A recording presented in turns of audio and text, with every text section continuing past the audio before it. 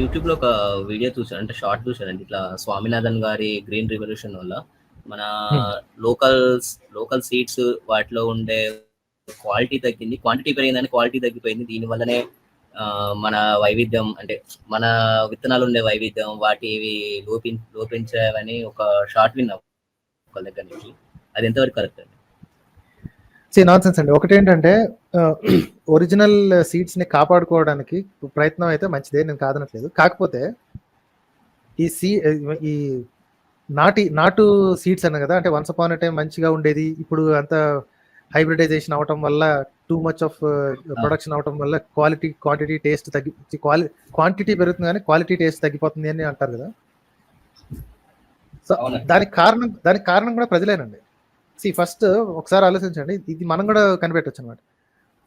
ఇప్పుడు 40-50 ఇయర్స్ ఉన్న ప్రజలందరూ కూడా 20 ఇయర్స్ బ్యాక్ మినపప్పు ఎలా ఉండేది, కందిపప్పు ఎలా ఉండేది, ఆ టేస్ట్ లైట్ గా వాళ్ళకి గుర్తుండే ఉంటుంది. ఈ మధ్య కాలంలో ఎలా ఉంటుంది అనే టేస్ట్ వాళ్ళకి లైట్ గుర్తుంటుంది. వంకాయలు కానీ లేకపోతే మిగతా కూరగాయలు కానీ పల్లీలు కానీ, ఫర్ ఎగ్జాంపుల్ పల్లీలు మన గ్రౌండ్ నట్స్, ఓకే, ఆ టేస్ట్ కానీ ఆ ఫ్లేవర్ కానీ వన్స్ అపాన్ టైం బాగుండేది, ఇప్పుడు అంతా ఏంటి యావరేజ్ గా ఉంటుంది, అంత గొప్పగా ఉండట్లేదు అనే మాట రెగ్యులర్ గా వింటుంటాం. దీనికి కారణం ఏంటి అని ఆలోచిస్తే హైబ్రిడైజేషన్ ఆబ్వియస్లీ. అయితే హైబ్రిడైజేషన్ లో ఉన్న ఒక ప్లస్ పాయింట్ మైనస్ పాయింట్ ఏంటంటే మనకి ఏది డిమాండ్ ఉంటే దాన్ని పికప్ చేయొచ్చు. ఓకే, ఇండియన్స్ క్వాంటిటీని ప్రిఫర్ చేశారండి. ఎందుకంటే ఇండియన్స్కి క్వాలిటీ కంటే రేట్ ఇంపార్టెంట్. ఇది నేను బాధతోనే చెప్తున్నాను, నాకేం పొగరతో చెప్పట్లేదు, కోపం బాధతోనే చెప్తున్నాను. మన వాళ్ళకి ప్రతిదానికి రేటు తక్కువ కావాలన్నమాట. క్వాలిటీ బాగుందా లేదని అడగరండి. రేట్ ఎంత, ఎందుకు ఇంత కాస్ట్లీ, తక్కువదే ఉన్నట్టు చూపియట. సో బెస్ట్ క్వాలిటీ లేదా టేస్ట్ బాగుండే వాటిని మన వాళ్ళు లైట్ తీసుకోవటం, తక్కువ రేట్లో ఇంత కేజీలో లేకపోతే కేజీల పాటు వచ్చే వస్తువుల్ని ప్రిఫర్ చేయటం. దీనివల్ల రైతులు మాత్రం ఏం చేస్తారండి, మార్కెట్ ఎలా డిమాండ్ చేస్తే ఆ డిమాండ్కి తగ్గట్టుగా రియాక్ట్ అవుతారు. సో మనం స్టార్టింగ్ నుంచి బెస్ట్ క్వాలిటీ ఐటమ్సే కొంటాము అని అనుకుంటే, మీరు ఫర్ ఎగ్జాంపుల్ ఆరెంజెస్కి వెళ్తారండి, నాగ్పూర్ ఆరెంజెస్ అని చెప్పి మనకు ఒకటి అమ్ముతారు, ఓకే, కానీ ఎక్స్పోర్ట్ చేసే ఆరెంజెస్ చూస్తే మీకు కళ్ళు తిరుగుతాయి అనమాట. You'll never see that. మీకు ఎవరైనా ఆరెంజ్ రైతులు తెలిస్తే వాళ్ళని అడిగి చూడండి. ఎక్స్పోర్ట్ చేసే ఆరెంజెస్ అద్భుతమైన క్వాలిటీ, ఇది మీరు ఎక్కడ దగ్గర కూడా వెళ్ళక్కర్లేదు. కొన్ని రొయ్యలు తీసుకోండి, ఇన్ కేస్ మీరు కనుక కోస్టల్ ఆంధ్ర ఏరియాలో కనుక ఉంటే, రొయ్యల చెరువులు కదా, దేశంలో అరౌండ్ 15-20% రొయ్యలు మన దగ్గర తయారు చేసి దేశానికి మొత్తానికి సప్లై చేస్తుంటారు. అవును, అంటే మా ఊరు దగ్గర చేపల చెరువులు ఉంటే మాకు అమ్మరా చేపలు, ఓన్లీ ఎక్స్పోర్ట్ చేస్తారు. ఎగ్జాక్ట్లీ. దేశం లోపల అమ్మే చేపలు రొయ్యలు దేశం బయటకు ఎక్స్పోర్ట్ చేసే వాటిల్లో తేడా ఉంటుంది. ఎందుకంటే అవి బయటకు వెళ్ళేవి హై క్వాలిటీ ఉంటాయి, ప్లస్ దాని రేట్ ఎక్కువ ఉంటుంది. మన ఇండియన్స్ అవి డిమాండ్ చేయరండి. అంత కాస్ట్ పెట్టి మిమ్మల్ని కొనమంటే ఇండియన్స్ కొనరు. మీరని కాదు, ఇండియన్ సంగతే చెప్తున్నాను. This is our own problem అండి. ఈ ఏడుపు కారణం అసలు మన వాళ్ళకి ఏడిచే అర్హత లేదు నిజంగా చెప్పాలంటే. మనమే డిమాండ్ చేయం.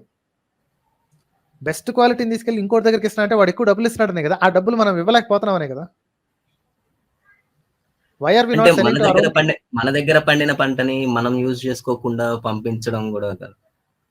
ఇప్పుడు అంత కాస్ట్ మన వాళ్ళు పెట్టనప్పుడు దాన్ని బయటికి పంపించాల్స్తే ఎట్లా అండి, కొనలేకనే కొనట్లేదు కదా మన వాళ్ళు కూడా. సార్ అది ఇట్ గోస్ స్లోలీ అండి. ఫస్ట్ ఏంటంటే మీరు 2 గ్రేడ్స్ తయారు చేయడం దేనికి, మన వాళ్ళు దీన్ని స్పెషల్ గా తయారు చేస్తారండి. వాళ్ళకి అమ్మటానికి అని చెప్పి స్పెషల్ సీడ్స్ కొనుక్కొస్తారు. అది రొయ్యలు కానీ చేపలు కానీ పిల్లలు కొనుక్కొచ్చుకుంటారు. ఎక్స్పోర్ట్ కి మాత్రమే కుదిరేవి కొనుక్కొచ్చుకుంటారు. ఓకే, ఎక్స్పోర్ట్ కాదు, లోకల్ డొమెస్టిక్ కన్సంప్షన్ అని చెప్పి సెపరేట్ సీడ్స్ ఉంటాయి. సో ఇక్కడే మనకి ఇది వచ్చేస్తుంది కదా. ఇప్పుడు మ్యాంగో మీరు మామిడి రైతుల సంగతి మీకు ఆల్రెడీ తెలిసే ఉంటుంది. ఇండియాలో వచ్చే మన మార్కెట్లోకి వచ్చే మ్యాంగోస్ జపాన్కి యూరోప్కి ఎక్స్పోర్ట్ అయ్యే మ్యాంగోస్ డిఫరెంట్. సొంత రైతు కూడా వాళ్ళ ఊర్లో ఉన్న వాళ్ళకి మేబీ వాళ్ళ ఇంటికి 1-2 తీసుకుపోతాడు తప్ప మిగతా వాళ్ళకి అమ్ముకోవడానికి కూడా ఉండదండి. ఒకసారి దొరికితే మొత్తం అంతా చేస్తారని చాలా తక్కువ, 1-2 బయటకు వస్తాయి, మిగతా అన్ని అమ్మేసుకుంటాడు పైకి. అది వాళ్ళు తప్పు కాదండి, మన వాళ్ళదే తప్పు. Nobody is demanding the quality. మనకేంటంటే ఇంత లావు మామిడికాయ ఉంటే చాలా హ్యాపీగా కొనుక్కెళ్ళిపోతున్నాం, అది చప్పగా ఉంటుంది, పనికిమాలిలా ఉంటుంది అన్నా సరే పట్టించుకోవట్లేదు. లోపల బయటకు వచ్చిన తర్వాత మనల్ని ఇట్లా సన్నాయి నొక్కులు నొక్కుతూ ఉంటాం. వన్స్ అపాన్ టైం రా, అసలు పెద్దరసం ఒకటి తింటే ఆహా! అమృతం తిన్నట్టే ఉంటది. ఆ రోజు మొత్తం ఆ టేస్ట్ అలా తగులుతా ఉండేది అని అనుకుంటారు. ఇప్పుడు మార్కెట్‌లోకెళ్ళి ఏది లావుగా ఉంది, ఎంత తక్కువ రేట్‌కుంది అనేది కొనుక్కుంటున్నారండి. సో, డిమాండ్ చెయ్యటమే మనోళ్ళు తక్కువ క్వాంటిటీని డిమాండ్ చేస్తున్నారు. ఎందుకంత రేటు? చీప్‌గా లేదా? ఇంతకంటే తక్కువ లేవా? అని అంటాం. ఇదిగో ఇది ఉందమ్మా తీసుకోమ్మా అంటాడు. అది ఇంటికి తీసుకుపోతే టేస్ట్ కూడా ఉండదు. దాని మీద మళ్ళీ పందారేసుకొని తినాలి మనం. దిస్ ఈస్ ద ప్రాబ్లమ్ అండి. ఇక్కడ క్వాంటిటీ, గ్రీన్ క్వాలిటీ 2 కలిపి ప్రొడక్షన్ చేయడం కుదరదండి. కుదురుతదండి. దాని మీద రీసెర్చ్ చేయాలి. అంత టైం మనోళ్ళ దగ్గర లేదు. మనోళ్ళేమో పాపులేషన్‌ని ఒక రేంజ్‌లో పెంచుతున్నారు. సో, కొనుక్కోవడానికి చేతులున్నాయి. డబ్బులు తక్కువున్నాయి. సో, కాబట్టి ఏం చేస్తాడు? బాగా లావాటి ఫ్రూట్స్‌ని తీసుకెళ్ళి అమ్మేస్తాడు. అది టేస్ట్ ఉందా? లేదా? అనవసరం. This is the demand and supply problem అండి. ఇదేంటి అది సైన్స్ ప్రాబ్లమ్ కాదు. ఎకానమీ టెక్నికల్ ఎకానమీ ప్రాబ్లమ్ ఇదంతే. మనోళ్ళు డిమాండ్ చేయటం మొదలుపెడితే మంచి ఫ్రూట్స్ కావాలి, మంచి క్వాలిటీది కావాలి, నాకు ఇక్కడే కావాలి అన్న డిమాండ్ చేయటం మొదలుపెడితే దొరుకుతుంది. డిమాండ్ చేయటం అంటే ఏంటి రేట్ కట్టడానికి విల్లింగ్‌గా ఉండటం. ఓకే. ఒక కొంత పర్సెంటేజ్ బయటకు అమ్ముకోవడానికి గవర్నమెంట్ ఎట్టి పరిస్థితుల్లో ఇది చేస్తదండి. దాన్నేమంటారు సహకరిస్తది. బయటకు అమ్ముకోవచ్చు. కానీ అందులో సగమైనా సరే ఇండియాలో అమ్మొచ్చు కదా! ఇండియాకి ఒక క్వాలిటీ, ఎక్స్‌పోర్ట్‌కి ఒక క్వాలిటీ అని 2 వేరు వేరు పెట్టటంలోనే మనకు క్లియర్‌గా తెలిసిపోతుంది. మనోళ్ళకి ఓన్లీ డబ్బుల కోసం చూస్తున్నారు. Indians are not at all demanding better products and quality products. ఓకేనండి. ఒకవేళ ప్రొడక్ట్స్ అంటే ఇవి మనం తినేవి ఇవి కాకుండా ఏదైనా చైనా లాగా మన దగ్గర ఇండస్ట్రియలైజేషన్ ఇట్లా వచ్చి అసెంబ్లీ అన్ని ఇక్కడ అయితాయి కదా! అట్లైనా గానీ మనకి దీన్ని బట్టి చూస్తే మనకి క్వాలిటీ ప్రొడక్ట్స్ రావు. అవి కూడా ఎక్స్‌పోర్ట్ అవ్వడానికే ఉంటాయి. మీకోటి చెప్పనా? చైనాలో ఏంటి మనకి ఇండియాలో దొరికే చైనా ప్రొడక్ట్స్‌ని చూడగానే చీప్ క్వాలిటీ, చీప్ మెటీరియల్ అని అనుకుంటాం కదా! అదే చైనా యూరోప్‌కి, యూఎస్‌కి కూడా ఎక్స్‌పోర్ట్ చేస్తుంది. కానీ అక్కడ మీరు గనక ఒక టాయ్ కొంటే ఎవరైనా యూరోప్ గాని, యూఎస్‌లో గాని మేడ్ ఇన్ చైనా టాయ్ కొంటే అద్భుతమైన క్వాలిటీలో ఉంటది. Again that is called demand and supply. Indians high quality టాయ్స్‌ని, హై క్వాలిటీ వస్తువుల్ని డిమాండ్ చేయటం మొదలు పెడితే చచ్చినట్టు అవే వస్తాయి. అయితే మొబైల్ ఫోన్స్‌కి హై, లో అనేది ఉండదు. ఇట్స్ ఒకే అసెంబ్లీ లైన్ నుంచి బయటకొస్తది కాబట్టి. టాయ్స్ సంగతి. పిల్లల టాయ్స్ ఉన్నాయనుకోండి ఫర్ ఎగ్జాంపుల్. రైట్? సేమ్ ఒకే రకమైన టాయ్, వెరీ సిమిలర్ టాయ్ మీరు ఇండియాలో ఒక టాయ్, యూరోప్‌లో గాని, అమెరికాలో గాని ఒక టాయ్ కొనుక్కొనొస్తే క్వాలిటీ చాలా స్పష్టంగా తేడా తెలుస్తుంది. That is the demand. Indians have to demand better quality. అప్పుడే మనకి బాగుపడదు. లేకపోతే ప్రతిదానికి మనం చైనా తిట్టుకుంటాం. చీప్ క్వాలిటీ వాడు చీప్ క్వాలిటీ అయితే యూరోప్‌కి, అమెరికాకి ఎలా అమ్ముతున్నాడండి వాడు? వాడు కొనరు కదా! మనం అంటే కొనేస్తున్నాం. వాడెందుకు కొంటాడు? రైట్? సో, వాళ్ళకెళ్ళే కంటైనర్ వేరు, మనకొచ్చే కంటైనర్ వేరు. బాధపడాల్సిన విషయం కదా! అంటే దే థింక్ దట్ మనది ఒక cheap market, cheap quality materials అన్ని ఇక్కడ పడేసి అమ్మేసుకోవచ్చు. మనోళ్ళు కొంటున్నారు. If you stop buying next time next container రాదు. అది మనోళ్ళు తెలుసుకోవాల్సింది ఏంటి అంటే ఇప్పుడు ఈ స్వామినాథన్ గారు చేసిన దాన్ని ఇప్పుడు ఆ గ్రీన్ రివల్యూషన్‌కి ఏం కంక్లూడ్ రావచ్చండి మనం? సార్ స్వామినాథన్ గారు చేసింది బెస్ట్ పనండి. ఏంటంటే నోళ్ళు పెరిగిపోతున్నప్పుడు ఫాస్ట్‌గా ఎక్కువ ప్రొడక్షన్ తీసుకురావడానికి ఏంటి ఒక పద్ధతి కనిపెట్టారు. ఒక ఫ్రేమ్ వర్క్‌ని కనిపెట్టారు. ఓకే. దాన్ని ఇంప్లిమెంట్ చేయించారు. తర్వాత దాన్ని ఎలా తీసుకుపోవాలి అనేది ఆయన తర్వాత ఉండాల్సిన మనుషులు చేయాల్సిన పని. ఓకే. ఆయన చేయాల్సిన పని చేశారు. ఒక ఫ్రేమ్ వర్క్ కనిపెట్టారు. వదిలేసారు. వెళ్ళిపోయారు ఆయన. I think he is dead already. Now ఇప్పుడు ఆ ఫ్రేమ్ వర్క్‌లో హై ప్రొడక్షన్ ఎలా తయారు చేయాలో మనకు తెలిసింది. హై క్వాలిటీని డిమాండ్ చేయడం ఎందుకు చేతవట్లేదు మనకి? ఆయన తప్ప ఏముంది ఇప్పుడు అక్కడ? ఇప్పుడు ఆయన హైబ్రిడైజేషన్ గాని లేదా ఆ ఫ్రేమ్ వర్క్ గాని కనిపెట్టకపోయి ఉంటే if he did not do thought ఆకలి చావులు వచ్చేవాళ్ళు కదా! అవును. రైట్? ఎందుకంటే ఆ పాత నాన్ హైబ్రిడ్ ఒరిజినల్ నాటి అనేవి ఏవైతే ఉన్నాయో అవి ఫాస్ట్ ప్రొడక్షన్ అయ్యేవి కావు. అవును. స్లోగా ప్రొడ్యూస్ అవుతాయి. ఆ ఫ్రూట్స్ గాని, ఆ వెజిటబుల్స్ గాని సైజులు తక్కువ ఉంటాయి. నంబర్ ఆఫ్ ఫ్రూట్స్ తక్కువ ఉంటాయి. టొమాటో మా ప్లాంట్ తాతయ్య వాళ్ళు చెప్పేవాళ్ళండి. అంటే పంట కాలం అనేది అప్పట్లో చాలా లేట్‌గా వచ్చేది. ఇప్పుడు మీరు సంవత్సరానికి 3 పంటలు కూడా పండిస్తున్నారని చెప్తుంటారు మా తాత వాళ్ళు. ఎగ్జాక్ట్‌లీ. అప్పుడు సంవత్సరానికి ఇప్పుడు అందుకే సంక్రాంతి ఒకటే ఉండేదండి అప్పట్లో. This is clear indication. పాత కాలంలో ఒకే ఒక పంట ఉండేది. సంక్రాంతి అందుకే ఒకసారి వస్తుంది సంవత్సరానికి. ఇప్పుడు సంవత్సరానికి 2, 3 చాలా సునాయాసంగా చేస్తారు. ఇంకా హైడ్రోపోనిక్స్ మెథడ్‌లో చేస్తే 4, 5 పంటలు కూడా తీయొచ్చండి. ర్యాపిడ్‌గా పెంచుకుంటారు. సో, ఆ ర్యాపిడ్‌గా పెరిగేది టేస్టీ కూడా అయ్యుంటే ఇంకా బావుంటది. దాన్ని పెంచాలి అని. For thought we have to demand. So quality products ని కొనుక్కోవడానికి డబ్బులు లేనోళ్ళు క్వాలిటీ ప్రొడక్ట్స్ ని డిమాండ్ చేయలేరు పాపం. అప్పుడు ఏం చేయాలి అంటే మనమే సొంతంగా కొంతమంది కలిసి చేయాలి. దేర్ ఆర్ సమ్ ఇది మరి నాకు బెంగళూరులో ఎక్కడైతే దొరుకుతాయి కానీ కొన్ని ప్రొడక్ట్స్ మీద నీట్గా దాని మీద రాసి ఉంటుంది అనమాట. ఏంటంటే ఒక ఇద్దరు మదర్స్ అనమాట, ఇద్దరు లేడీస్, వాళ్ళు కూడా సేమ్ ఎగ్జాక్ట్లీ మీరన్న పాయింటే అన్నారు. వన్స్ అపాన్ ఏ టైం మంచి మంచి ఫుడ్స్, మంచి మంచి టేస్టీ వస్తువులు దొరికేవి, ఇప్పుడు అసలు దొరకట్లేదు. సో కాబట్టి let's make our own brand అని చెప్పి వాళ్ళే సొంతంగా తయారు చేశారండి.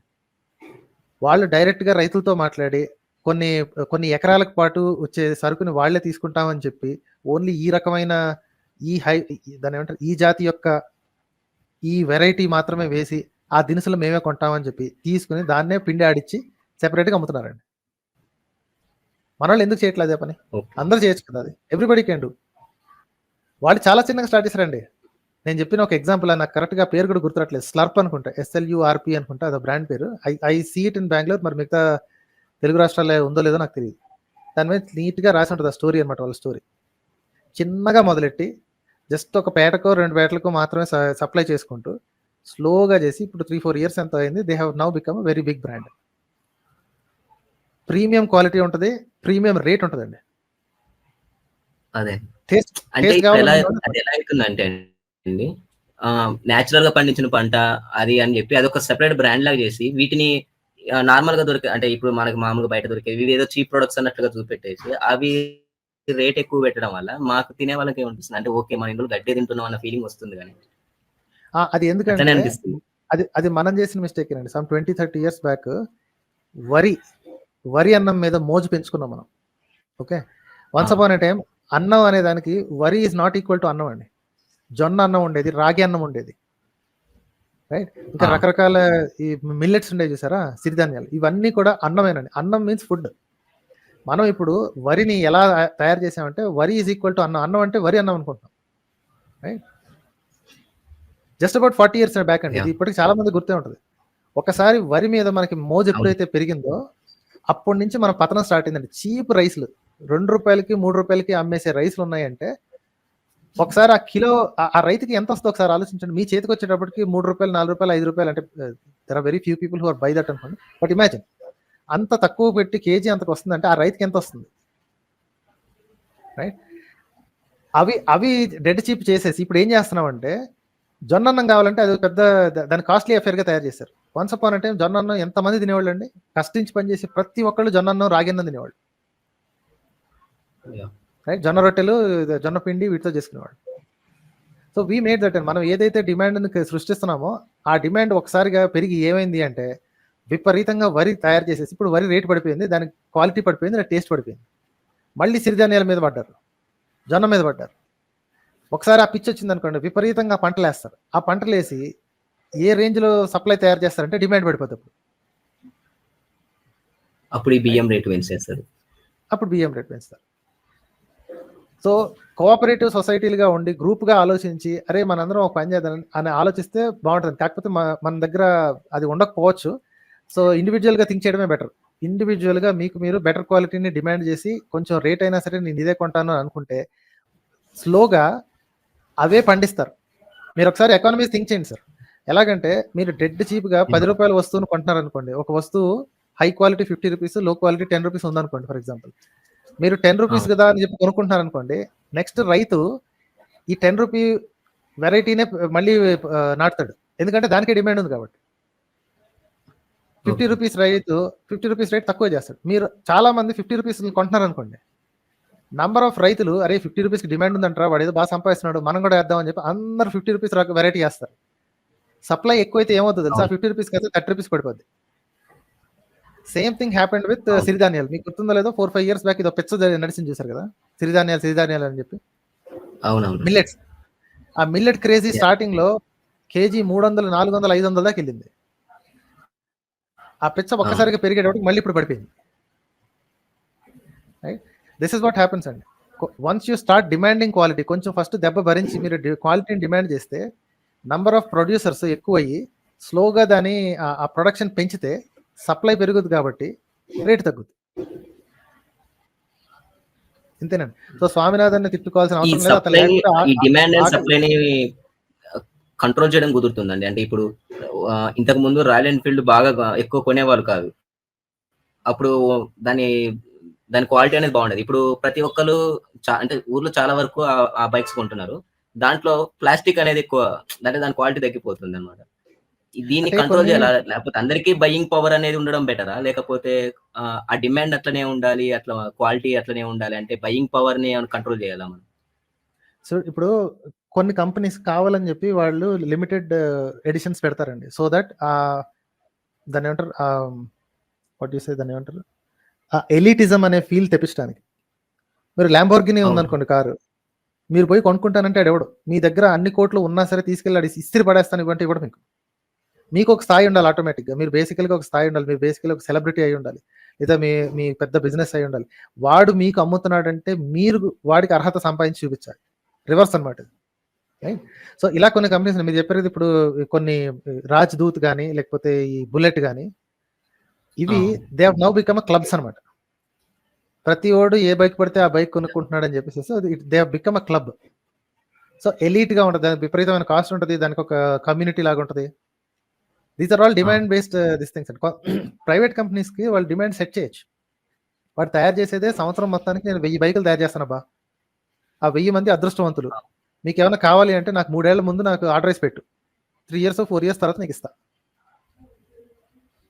Right. That is their business model.